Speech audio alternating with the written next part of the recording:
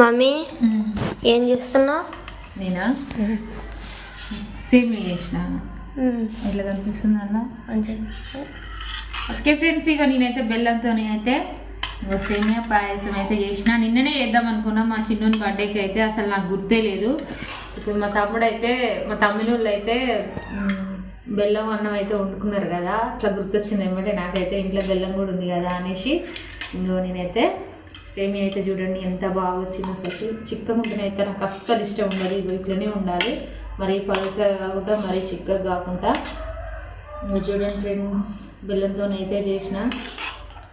అస్సలు పగలలేదు చూడండి ఎంత బాగా వచ్చింది. పెద్ద అక్క చేసిన అసలు అడుగుతుంది ఇట్లా చేసిన అని. ఫస్ట్ టైం చేసిన, అసలుకి పాలు ఇరిగిపోతేమనుకున్నా కానీ అస్సలే ఇరగలేదు. వీడియో తీస్తానికి రమ్మంటే అస్సలే రాలేదు అప్పుడు.